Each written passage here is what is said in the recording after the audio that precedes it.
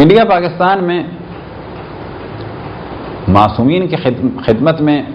نیک کام اور تلاوت قرآن کو ایک خاص روش سے جب ہدیہ کیا جاتا ہے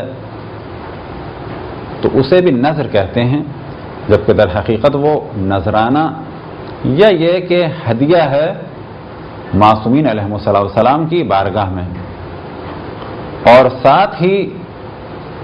ایک کھانا ہوتا ہے کہ جو مومنین کو کھلایا جاتا ہے۔ اب اس کی مثال اردو بولنے والوں کے لیے بالکل کلیئر ہے کہ فرض کریں کچھ کھانا وغیرہ تیار کیا جاتا ہے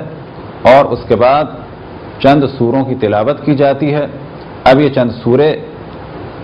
ایک سورہ حمد اور 3 سورہ توحید ہوں، یا فقط سورہ حمد ہو، یا یہ کہ 10 سورے ہوں، 20 سورے ہوں، 50 سورے ہوں، یہ جتنا دل چاہے سوروں کی تلاوت کریں، اور اس کے بعد ان سوروں کو ہدیہ کر دیا کسی بھی معصوم کو یا تمام معصومین کو اور تمام انبیاء کو۔ بس یہ بھی نیت کی جا سکتی ہے کہ اس سورے کے یا ان سوروں کے ثواب کو ہم ہدیہ کرتے ہیں تمام انبیاء اور تمام ائمہ کی محضر مبارک میں، اور یہ بھی ہو سکتا ہے کہ کسی ایک نبی یا کسی ایک امام کی خدمت اقدس میں اسے ہدیہ کیا جائے۔ نیک کاموں کا ہدیہ کرنا مستحب عمل ہے، اب وہ چاہے نیک کام تلاوت قرآن مجید ہو اور اس کا ہدیہ انبیاء اور معصومین علیہ السلام کی بارگاہ میں پیش کیا جائے، یا وہ کوئی اور نیک کام ہو۔ انڈیا پاکستان میں ایک خاص روش سے معصومین کی خدمت میں ہدیہ بھیجا جاتا ہے کہ جو بلا شک صحیح ہے، لیکن یہ کوئی تصور نہ کرے کہ یہ طریقہ ائمہ علیہ السلام نے بتایا ہے، بلکہ در حقیقت اس کے تمام اجزاء اچھے ہیں۔ مثال کے طور پہ وضو کرنا مستحب عمل ہے، قبلہ رخ کھڑے ہو کر کسی نیک کام کو انجام دینا مستحب عمل ہے، قبلہ رخ کھڑے ہو کے تلاوت قرآن مجید کرنا مستحب عمل ہے، اور تلاوت قرآن مجید چاہے وہ جتنی بھی مقدار میں ہو اسے ہدیہ کرنا معصومین علیہ السلام کی بارگاہ میں یہ بھی مستحب عمل ہے۔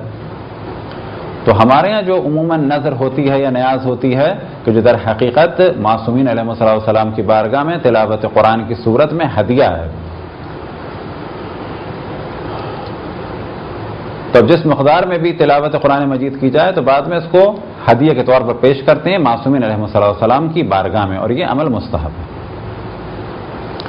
اب کھانا سامنے رکھا ہو یا نہ رکھا ہو، اس کھانے کو بھی معصوم کی جانب سے، جس طرح سے معصوم کی خدمت میں تلاوت قرآن پیش کی گئی، یا بالفاظ دیگر معصوم کی جانب سے یا کسی نبی یا امام کی جانب سے تلاوت قرآن کی گئی، کیونکہ یہ عمل بھی جائز ہے کہ ہم قرآن پڑھیں اور نیت کریں کہ یہ میں قرآن پڑھ رہا ہوں رسول اللہ صلی اللہ علیہ وسلم کی نیابت میں، رسول اللہ صلی اللہ علیہ وسلم کی جانب سے، یا یہ کہ تلاوت قرآن کر رہا ہوں اور اس کو ہدیہ کے طور پر پیش کروں گا رسول اللہ صلی اللہ علیہ وسلم کی خدمت اقدس میں۔ یہ تینوں طریقے صحیح ہیں۔ تو نظر میں یا بالفاظ دیگر وہ جو نیاز ہمارے یہاں مرسوم ہے کہ در حقیقت وہ ہدیہ ہے، تو اس میں چند عمل ہیں، اور ہم نے توجہ دلائی کہ ان کی ترتیب یا ان کی تعداد یا ان کی سوروں کی مقدار ائمہ نے نہیں بتائی ہے۔ وضو مستحب ہے، قبلہ رخ کھڑے ہو کے تلاوت قرآن مجید مستحب ہے، جتنے بھی زیادہ سورے ہوں اتنا بہتر ہے، اور ان سوروں کو معصومین کی یا انبیاء کی بارگاہ میں ہدیہ کرنا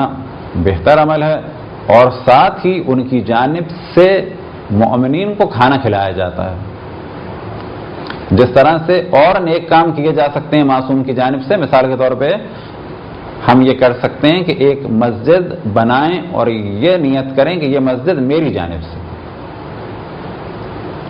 اسی طرح سے ہم ایک مسجد بنائیں اور نیت کریں کہ یہ مسجد میرے والدین کے ایصال ثواب کے لیے میں نے تعمیر کی، اور ایک کام اور بھی کر سکتے ہیں کہ یہ مسجد میں نے بنائی ہے کسی معصوم کی جانب سے، یا یہ کہ مسجد میں نے بنائی ہے اور اس کا ثواب کسی معصوم کو ہدیہ کرتا ہوں۔ اسی طریقے سے جو ہمارے یہاں نظر یا نذرانہ یا ہدیہ یا نیاز ہے، در حقیقت وہ یہی عمل ہے کہ ہم قرآن پڑھتے ہیں اور اس کو ہدیہ کر دیتے ہیں معصوم کی یا کسی مقدس ہستی کی بارگاہ میں، جیسے کہ حضرت عباس یا حضرت زینب کسی بھی مقدس ہستی کی بارگاہ میں اسے ہدیہ کر سکتے ہیں۔ اور جو کھانا ہے اسے ہم مومنین کو کھلا دیتے ہیں ان کی جانب سے۔ عیناً یہی کام ہمارے یہاں فاتحہ میں کیا جاتا ہے، کوئی فرق نہیں ہے۔ فرق اتنا ہے کہ فاتحہ میں کھانا غریبوں کو کھلا دیتے ہیں تاکہ اس کا ثواب ملے۔ اب ثواب دونوں میں ہے، چاہے آپ کھانا امیروں کو کھلائیں، رشتہ داروں کو کھلائیں، اور چاہے کھانا غریبوں کو کھلائیں، دونوں طریقے کے کھانے کھلانا صحیح ہے۔ آیا اسلام میں فقط غریبوں کو کھانے کھلانے کا ثواب ہے؟ تو جواب ملے گا کہ اسلام میں امیروں کو کھانا کھلانے کا بھی ثواب ہے مہمان نوازی کے عنوان سے۔ اب اگر یہ امیر اپنا رشتہ دار ہے تو اس کو کھلانے کا بھی ثواب ہے صلہ رحم کے عنوان سے۔ اگر یہ کھانا کھانے والے ماں یا باپ ہیں تو خود کروڑ پتی یا ارب پتی ماں اور باپ کو بھی پانی پلانا اور کھانا کھلانا خود ایک ثواب کا کام ہے۔ اب اگر یہ آل اولاد ہیں تو ان کو بھی کھلانا اور خوش کرنا ثواب ہے۔ تو نظر میں عموماً اپنے عزیزوں اور رشتہ داروں کو کھانا کھلا دیتے ہیں، اور فاتحہ میں عموماً غریبوں کو کھانا بھیج دیتے ہیں، اور یہ دونوں کام صحیح ہیں۔ بعض دفعہ لوگ سوال کرتے ہیں کہ کیا فاتحہ کھانا خود کھا سکتے ہیں؟ اگر آپ نے کسی کو کھلا دیا دوست احباب کو، اس کا بھی ثواب ہے، مہمان نوازی کا ثواب پہنچے گا مردے کو، لیکن اگر آپ نے غریبوں کا خیال کیا تو یہ زیادہ بہتر عمل ہے۔ تو فاتحہ ہو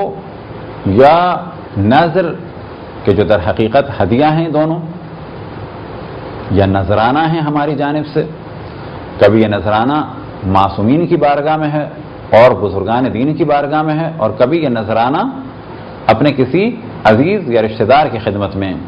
وہ نذرانہ جو بزرگان دین کی خدمت میں اسے ہمارے معاشرے میں کہا جاتا ہے نذر یا نیاز، اور وہ نذرانہ کہ جو اپنے عام مومنین کے لیے تو اسے عام طور پہ کہا جاتا ہے فاتحہ، جبکہ یہ دونوں ایک چیز ہیں۔ تو اصل ہم توجہ یہ دلا رہے ہیں کہ یہ وہ نذر نہیں ہے، در حقیقت یہ نذر بے معنی نذرانہ ہے۔ نذر مذہب اہل بیت میں بھی صرف اور صرف اللہ سبحانہ و تعالیٰ کے لیے کی جاتی ہے۔ تو وہ کون سی نذر؟ یعنی للہ علیہ، کہ اللہ کے لیے مجھ پر لازم ہے کہ میں یہ کروں گا۔ اس نظر پہ اگر عمل نہ کیا جائے تو اس کا کفارہ ہے۔ اور جس کو ہمارے عموماً نظر کہتے ہیں وہ در حقیقت نذرانہ اور ہدیہ ہے، کس کی جانب سے؟ ہماری جانب سے بزرگان دین کی خدمت میں، چاہے وہ انبیاء ہوں، چاہے وہ ائمہ ہوں، اور چاہے وہ اور بزرگان دین میں سے کوئی اور بزرگ ہستی ہو۔ تو جب ان کی خدمت میں ہدیہ بھیجا جاتا ہے اور ان کی جانب سے مومن کو کھانا کھلایا جاتا ہے تو اس عمل کو ہمارے یہاں عموماً نیاز کہا جاتا ہے یا نذر۔ اور جب اپنے کسی رشتہ دار یا عام مومن کی جانب سے اس کام کو انجام دیا جاتا ہے تو اس کو فاتحہ کہا جاتا ہے۔ یہ دونوں کام اچھے ہیں، دونوں کام نیک ہیں، لیکن یہ تصور کرنا کہ ان دونوں کاموں کی ترکیب اور ترتیب اور روش کہ اس طرح سے کھڑے ہو اور یہ پڑھو اور یہ کرو ائمہ نے بتائی ہے، تو ایسا نہیں ہے، بلکہ یہ سارے کام مستحب ہیں الگ الگ، اور اگر ان کو ملا کے بھی کیا جائے تو بھی مستحب ہیں۔ کہ پھر ہم توجہ دلائیں کہ وضو کرنا مستحب ہے، تلاوت قرآن مجید مستحب ہے، قبلہ رخ کھڑے ہو کے تلاوت قرآن مجید کا اور زیادہ ثواب ہے۔ ان سوروں کو یا نیک کاموں کو مومنین اور بزرگان دین کی خدمت میں ہدیہ کرنا خود ایک مستحب عمل ہے، محبت کا سبب ہے، مودت کا سبب ہے، احترام کا سبب ہے۔ اور اسی طرح سے بزرگان دین کی جانب سے کوئی بھی نیک کام کر سکتے ہیں، انہی نیک کاموں میں سے ایک کام کھانا کھلانا ہے، اور اسی طرح سے اپنے رشتہ داروں کے ثواب کے لیے بھی کوئی کام بھی کر سکتے ہیں، اور ان نیک کاموں میں سے ایک نیک کام یہ بھی ہے کہ اپنے رشتہ داروں کو کھانا کھلا دیں جو زندہ ہیں، اور زیادہ بہتر یہ ہے کہ ان کے ساتھ ساتھ غریبوں تک بھی کچھ نہ کچھ پہنچائیں۔ تو جب بھی کسی کے یہاں اس قسم کی کوئی محفل ہو یا تقریب ہو تو کوشش کریں کہ حد الامکان غریبوں تک کچھ نہ کچھ ضرور پہنچائیں۔ اب ایک موضوع کی جانب توجہ دلائیں جو عام طور پہ ہم مجالس میں توجہ دلاتے ہیں، وہ یہ کہ مجالس میں ہم نے دیکھا ہے کہ ایصال ثواب کے عنوان سے اور فاتحہ کے عنوان سے کھانے پکائے جاتے ہیں، یہ اچھا عمل ہے۔ اسی طرح سے مرحوم کے اصالِ ثواب کے لیے غربا کو پھل بھیجے جاتے ہیں، یہ بھی اچھا کام ہے۔ لیکن ان میں عموماً ایک لوگ نادانی کر جاتے ہیں، اور نادانی یہ کہ ان پھلوں کو کاٹ کے ایک جگہ پہ رکھ دیتے ہیں۔ اب یہ کاٹ کے ایک جگہ رکھنا، اس میں انرجی بھی ویسٹ ہوتی ہے، اور پھر یہ پھل 2-3 گھنٹے سے زیادہ، خصوصاً گرمیوں میں تو 1.5-2 گھنٹے سے زیادہ چل بھی نہیں پاتے، اور جب کسی غریب تک پہنچتے ہیں تو وہ سڑ جاتے ہیں۔ اگر نہ بھی سڑیں تو بہتر یہ ہے کہ ان کو بالکل بغیر اس کے کہ دھویا جائے، کیونکہ دھونے کے بعد پھل کو محفوظ نہیں رکھا جا سکتا، جلدی سڑ جاتے ہیں۔ بس اچھا کام یہ ہے کہ ان پھلوں کو کسی کاغذ وغیرہ میں خوش جگہ پہ رکھا جائے اور غریبوں تک پہنچایا جائے۔ فرض کریں کہ آپ نے 500 روپے کے پھل کاٹ کے ایک جگہ رکھ دیے، انرجی بھی آپ کی صرف ہوئی۔ اب جب یہ کسی غریب کے گھر میں پہنچیں گے تو وہ ان پھلوں کو شاید نہ کھا سکے، اور بعد میں سڑ جائیں گے، اور ممکن ہے پہنچنے سے پہلے سڑ جائیں گے۔ تو بہتر عمل یہ ہے کہ پھل جب بھی آپ بھیجیں غریب غربا تک تو ان کو پانی سے دور رکھیں، کیونکہ پانی لگنے کے بعد سڑ جاتے ہیں۔ اسی طرح سے اسے کاغذ میں لپیٹیں، اس کے بعد بے شک پالیتھین میں ڈالیں، کیونکہ اگر خالی پالیتھین میں ایک چیز 2-4 گھنٹے رہتی ہے تو وہ سڑ جاتی ہے۔ یہ جو ہم نے توجہ دلائی تو کوئی فقہی موضوع کے عنوان سے توجہ نہیں دلائی کہ یہ ایک عقلی سا موضوع ہے، اور کیونکہ اگر آپ یہ نہیں کریں گے تو یہ اسراف ہے، اور آپ نے 500 روپے تو خرچ کر دیے لیکن غریب تک کچھ نہیں پہنچ پایا۔ تو یہ تھی ایک مختصر سی گفتگو فاتحہ اور نذر کے بارے میں، کیونکہ ہمارے ہاں عموماً جب اس ہدیے کو نذر کہا جاتا ہے، اور جب پھر لوگ توضیح المسائل میں نذر کا چیپٹر دیکھتے ہیں تو کنفیوز ہو جاتے ہیں۔ اسی طرح سے کنفیوز ہو جاتے ہیں کہ جی ہم نے تو نذر دلائی تھی امام حسین کی، اور فقہ میں لکھا ہے کہ نذر فقط اللہ کی ہوتی ہے، تو نذر فقط اللہ کی ہوتی ہے کون سی؟ کہ اللہ کے لیے مجھ پر لازم ہے کہ میں یہ کام کروں گا۔ اس نذر کو جب کہا جاتا ہے تو یہ صرف اور صرف اللہ سبحانہ و تعالیٰ کے لیے۔ لیکن جب اللہ سے نذر کی جائے کہ اگر میرا یہ کام ہو گیا تو امام حسین کے لیے یہ پیسے دوں گا، تو اسے بھی کہا جاتا ہے کہ امام حسین کے لیے نذر کی ہے، لیکن نذر اللہ سے کی ہے۔ اب یہ پیسے کس کو دیے جائیں گے؟ امام حسین علیہ السلام کے حرم پہ لگائے جائیں گے، یا اگر کوئی نذر کرتا ہے کہ امام حسین علیہ السلام کی عزاداری کے لیے، یا یہ کہ امام حسین علیہ السلام کے نام سے ان کی ولادت کے دن یا ان کی ایام شہادت یعنی ایام عزا میں محرم سفر میں مومنین کو کھانا کھلاؤں گا، تو ان نذروں کو بھی کہا جائے گا کہ یہ امام حسین کے لیے ہیں، لیکن در حقیقت نذر اللہ کے لیے ہے۔ لیکن مانی ہم نے کس کے لیے؟ اللہ سے، کہ امام حسین کے لیے اس کام کو انجام دیں گے۔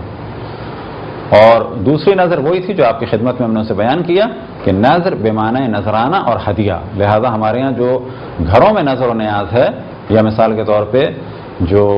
نذر و نیاز کا سلسلہ ہے ائمہ علیہ السلام کی شہادت اور ولادت میں، تو وہ در حقیقت ہدیہ اور نذرانہ ہے کہ جس کو نذرانے کی بجائے نذر کہہ دیا جاتا ہے۔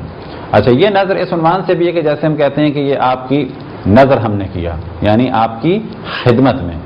تو وہ نذر کہ جو توضیح المسائل میں بیان ہوتی ہے اس کے الگ احکام ہیں، اور جس کو ہمارے یہاں نذرانہ یا ہدیہ یا یہ کہ کہا جائے کہ نذر، تو یہاں پہ نذر ہے کہ یعنی بخدمت امام حسین، یعنی امام حسین کی بارگاہ میں، امام حسین کی نذر میں، تو ان دونوں نذروں میں فرق ہے۔ یہ اور مثالیں بعض دفعہ اگر آپ مشاعروں میں دیکھیں تو بعض شعراء کہتے ہیں کہ یہ شعر آپ کی نذر کر رہا ہوں، تو یہاں پر نذر بمعنی نذرانہ ہے، یہاں پر نذر بمعنی تحفہ اور ہدیہ ہے۔ یہ وہ نذر نہیں ہے کہ جو مخصوص اللہ سبحانہ و تعالیٰ کے لیے ہوتی ہے اور جس کا کفارہ ہے اور جس کی مخالفت حرام ہے۔ تو جو ہمارے گھروں میں عام طور پر نذر ہوتی ہے وہ در حقیقت بمعنی ہدیہ اور نذر بمعنی تحفہ اور نذرانے کے ہے۔